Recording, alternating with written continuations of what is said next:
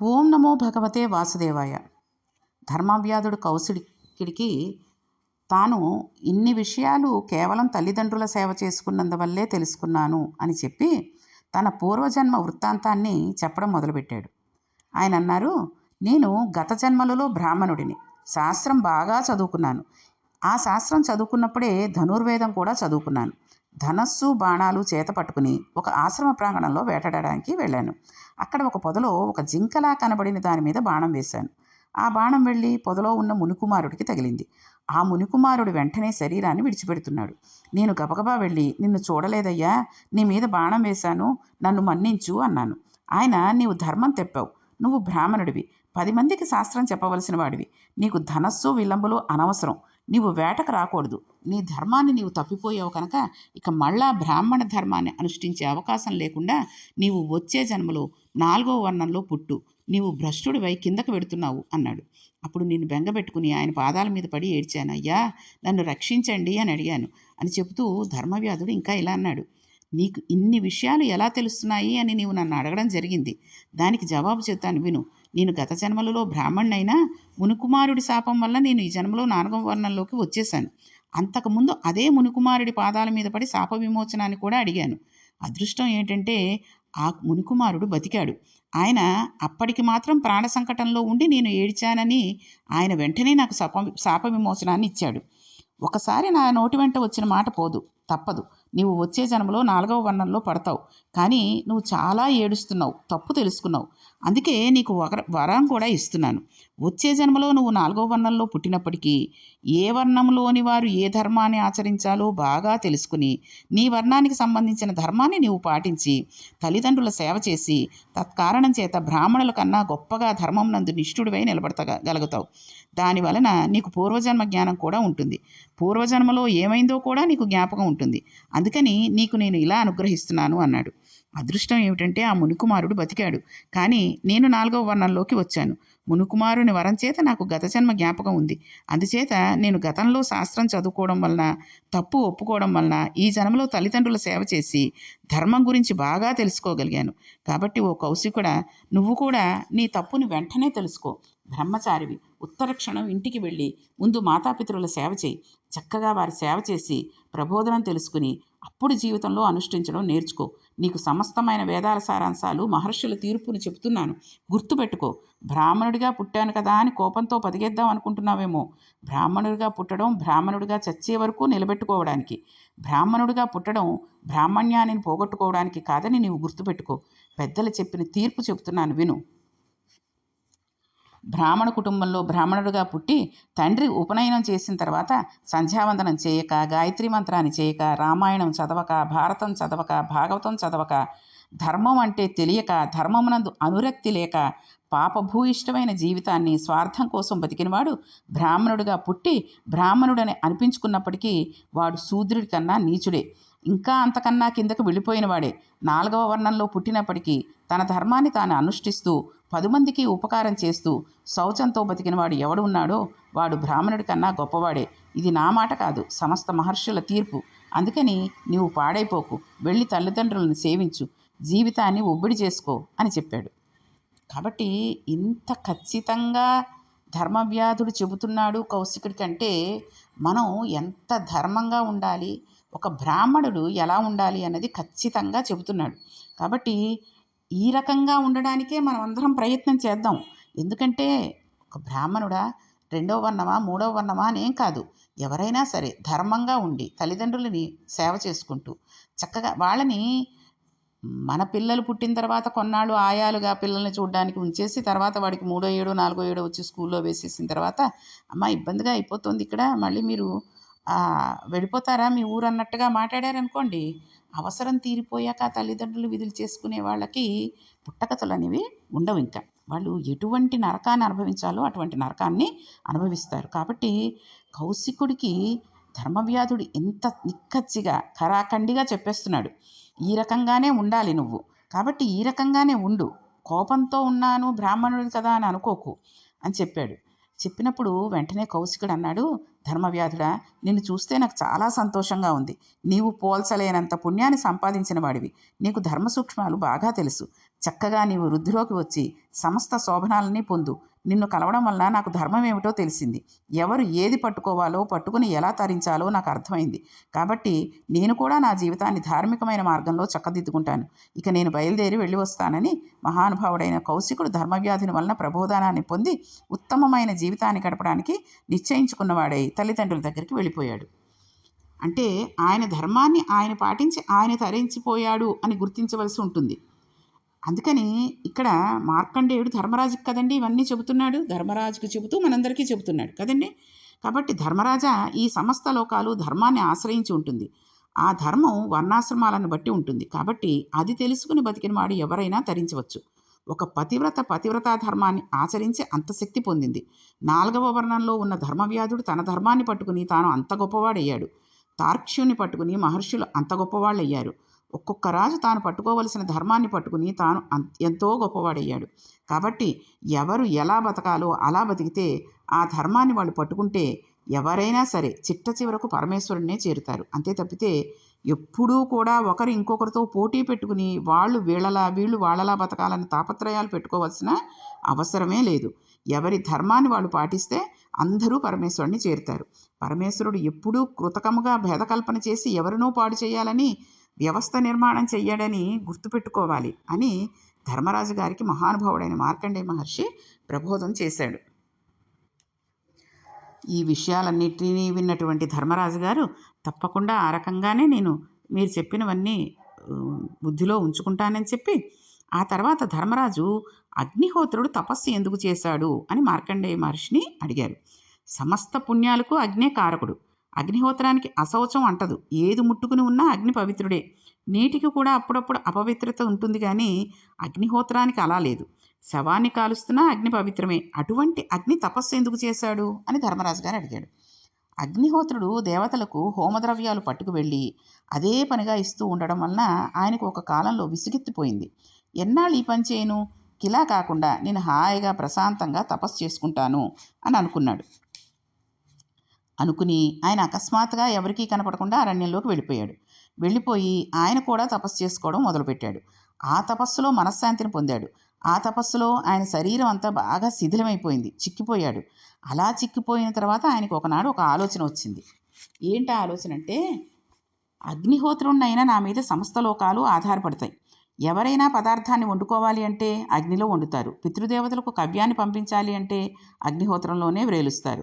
అలాగే దేవతలకు ఏదైనా పదార్థం పంపాలి అంటే హవ్యాన్ని అగ్నిహోత్రంలోనే వ్రేలుస్తారు. అటువంటిది నేను ఇక్కడ ఉండిపోతే లోకమంతా కష్టాల పాలైపోతుంది. ధర్మం నిలబెట్టడం కష్టం అవుతుంది. అయినా నేను ఇలా అడవికి వెళ్ళిపోతే బ్రహ్మగారు ఊరుకోరు. ఆయన ఈ పాటికి అగ్నిహోత్రుడిగా వేరొకరిని నియామకం చేసి ఉంటాడు. ఏం జరుగుతోందో చూద్దామని బయలుదేరి వచ్చాడు. ఆయన రావడం బ్రహ్మగారు చూశారు. అగ్నిహోత్రుడు తపస్సు చేసుకోవడానికి వెళ్ళినట్టు సృష్టికర్త అయిన బ్రహ్మగారికి తెలియకుండా ఉంటుందిటండి. కాబట్టి అంగిరస మహర్షి తీసుకువచ్చి అగ్నిహోత్ర పదవి యందు కూర్చోబెట్టాడు. ఇప్పుడు అంగిరసుడు అగ్నిహోత్రుడుగా ఉన్నాడు. విశేషమైన తేజస్సుతో వెలుగొందుతున్నాడు. 3 లోకాలను ఆయనని కీర్తిస్తున్నాయి. ఇంతకుముందు పదవిలో ఉన్న అగ్నిహోత్రుడు వచ్చి చూసి తిరిగి వెళ్ళిపోతున్నాడు. అంగీరసుడు ఆయనను చూసి వెనక్కి పిలిచి అలా వెళ్ళిపోతున్నారేమిటి అని అడిగాడు. దాంతో అగ్నిహోత్రుడు అన్నాడు, నేను తప్పు చేశాను. ఎవరికీ చెప్పకుండా దేవతలకు హవిస్సు ఎన్నాళ్ళు పట్టుకు పెడతాను అని అలక పొంది తపస్సు చేసుకోవాలని వెళ్ళిపోయాను. బ్రహ్మగారు నిన్ను పదవిలో పెట్టేశారు. ఇప్పుడు నీవు అందరి చేత కీర్తించబడుతున్నావు. నీవే అర్హుడివి. నీవు అగ్నిహోత్రుడిగా ఉండు, నేను వెళ్ళిపోతున్నాను అని ఆయన వెళ్ళిపోతున్నాడు. దాంతో అంగీరసుడు వెళ్ళిపోతున్న అగ్నిహోత్రుడిని ఆపి, మీరు అలా అనవద్దు. మీరే అగ్నిహోత్రుడు, ప్రధానమైన అగ్ని. నేను 2వ అగ్నిగా ఉంటాను. మీరు మొదటి అగ్నిగా ఉండండి అన్నాడు. అంటే అగ్నిహోత్రుడు అన్నాడు, అంగీరస మహర్షి అది కాదు, నీవే మొదటి అగ్నిహోత్రుడిగా ఉండు, నేను 2వ అగ్నిహోత్రంగా ఉంటానన్నాడు. చివరికి ఇద్దరి మధ్య సంవాదం నడిచింది. అంగీరస మహర్షి అగ్నిహోత్రుడి చేత అంగీకరింపచేశాడు. నీవు పెద్దవాడివి, మొదటి నుంచి ఉన్నవాడివి, కాబట్టి నువ్వే మొదటి అగ్ని, నేను 2వ అగ్ని, కాబట్టి నన్ను కుమారుడిగా భావించు అన్నాడు. ఇప్పుడు అగ్నిహోత్రుడు అంగీరసుడిని కుమారుగా స్వీకరించి 2వ అగ్నిని చేశాడు. తాను మొదటి అగ్ని అయ్యాడు. మొదటి అగ్ని 2వ అగ్ని ఏమిటని ఇక్కడ మనకు ఒక సందేహం వస్తూ ఉంటుంది కదండి. యథార్థానికి అగ్నులు 3 అండి. ఇవి తర్వాతి కాలంలో అంగిరస మహర్షి వంశాలుగా వర్ధిల్లాయి. ఈ 3 అగ్నులకి త్రేతాగ్నులు అని పేరు. ఇవి గార్హస్థ్యము, దక్షిణాగ్ని, ఆహవనీయము అని 3 అగ్నులు. వీటి గురించి భారతంలోని ఆరణ్యపురంలో వివరణ చేయలేదు, కానీ అవగాహన కొరకు వాటిని గురించి కొంతవరకు నేను కొంచెం వివరించడం జరుగుతూ ఉంటుంది. చూడండి, గార్హస్థ్యాగ్ని అన్నదానినే ప్రజాపత్యాగ్ని అంటారు. అగ్నిహోత్రం చేయడానికి యథార్థానికి అధికారం అందరికీ ఉంటుంది. చాతుర్వర్ణాలకి అగ్నిహోత్రం ఉంది. ప్రత్యేకించి బ్రాహ్మణ గృహంలో అగ్నిహోత్రం నిరంతరం ఉండాలి. అందుకే వివాహ క్రతువులో రాత్రి 1 గంటకు సుముహూర్తం అయినా కూడా అగ్నిహోత్రం చేయించేస్తారు. ప్రధాన హోమం చేయిస్తారు. ప్రధాన హోమం చేసినప్పుడు కొడుకు అగ్నిహోత్రాన్ని తండ్రి గారి అగ్నిహోత్రంలో నుండి తెచ్చుకుంటాడు. తండ్రి గారి దగ్గర అగ్నిహోత్రం ఉంటుంది.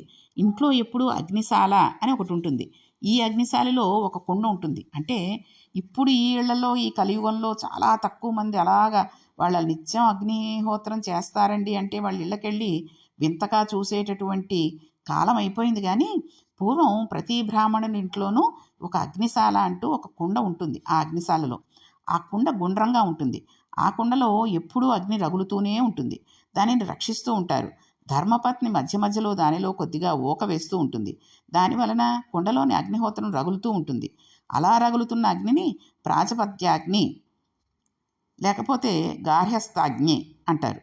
ఈ అగ్నిని ఎప్పుడు నిధనం చేస్తారు అంటే ఏ గృహస్థు జీవితాన్ని ప్రారంభించాడో ఆ గృహస్థు శరీరం పడిపోయినప్పుడు ఆ అగ్నినే కొడుకు ముందు పట్టుకుని వెడుతూ ఉంటారు. పట్టుకు వెళ్ళి అందులోనే శరీరాన్ని కాలుస్తాడు.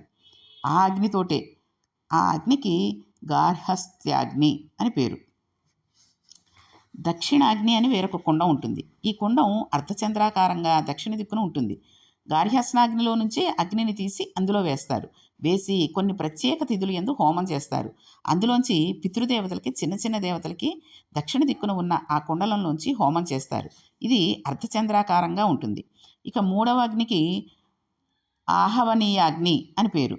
దీనితోనే యజ్ఞశాలలో యజ్ఞం చేస్తున్నప్పుడు హవనం చేయడానికి ఉపయోగిస్తారు. యజమాని అగ్నిహోత్రం నుండి అగ్నిని తీసుకువచ్చి ఉత్తర దిక్కుగా ఉన్న చతురస్రాకార కుండంలో వేస్తారు. వేసి రగిల్చి మంత్రయుక్తంగా పెద్ద పెద్ద దేవతలను పిలుస్తారు. వాజపేయము, అతిరుద్రము వంటి పెద్ద పెద్ద యాగాలు చేస్తున్నప్పుడు దేవతలను పిలిచి అందులోంచి హవిస్సులు ఇస్తారు. ఇలా ఇచ్చిన దానిని ఆహవనీయాగ్ని అని పిలుస్తారు. ఇందులో ఇంకో విచిత్రం ఉంది. 3 అగ్నుల్ని ఆరాధన చేసి అటువంటి ఆరాధన చేసిన వాడిని త్రేతాగ్ని శ్రౌతి అని పిలుస్తారు. ఆయన అమావాస్య నాడు అందులో హోమం చేస్తాడు. 2 అగ్నుల్ని అంటే దక్షిణాగ్నిని, ప్రాజపతాగ్నిని ఈ రెండింటిని ఆరాధన చేసేవాడిని ఆహితాగ్ని అని పిలుస్తారు. ఇది కాకుండా చాలా పెద్ద పెద్ద యజ్ఞాలు చేస్తే కొన్ని నెలల పాటు, సంవత్సరాల పాటు చేస్తారు.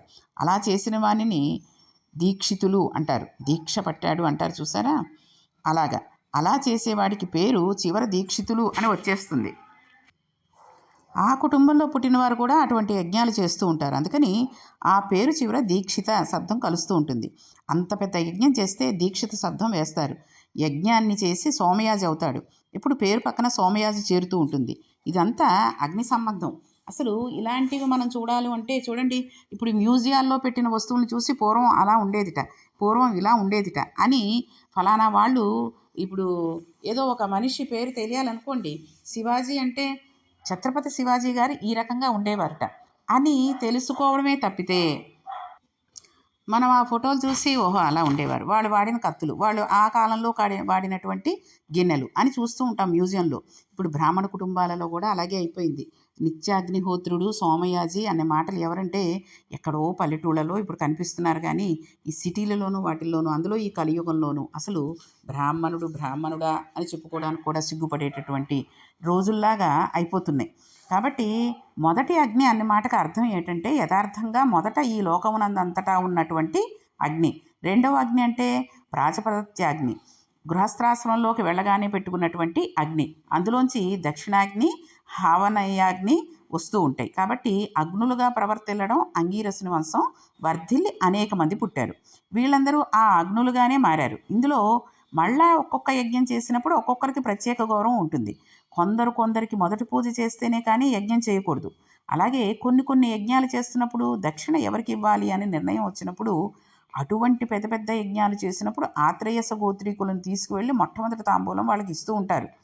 వాళ్ళు యజ్ఞంలో ఋత్విక్కుగా ఉన్నా ఉండకపోయినా కూడా ఆత్రేయస గోత్రీకులు అంత గౌరవం ఉంటుంది. వాళ్ళకి ప్రథమ తాంబూలం ఇస్తూ ఉంటారు. ఒక్కొక్క గోత్రానికి అలా శక్తి ఉంటుందండి.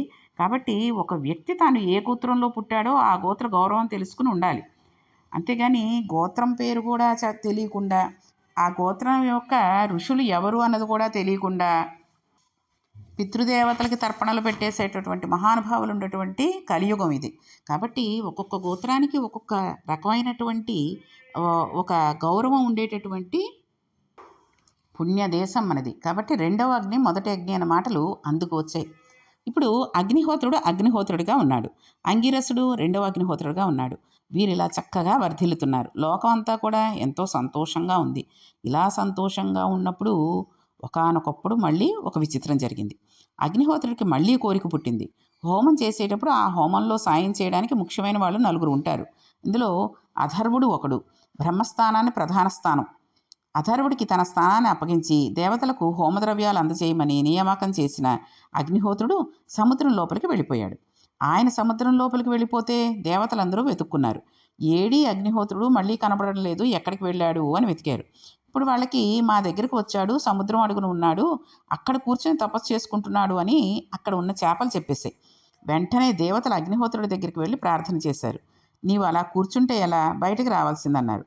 అనగానే అగ్నిహోత్రుడు అన్నాడు, నేను ఇక్కడ ఉన్నానని మీకెవరు చెప్పారు అని అగ్నిహోత్రుడు అడిగాడు.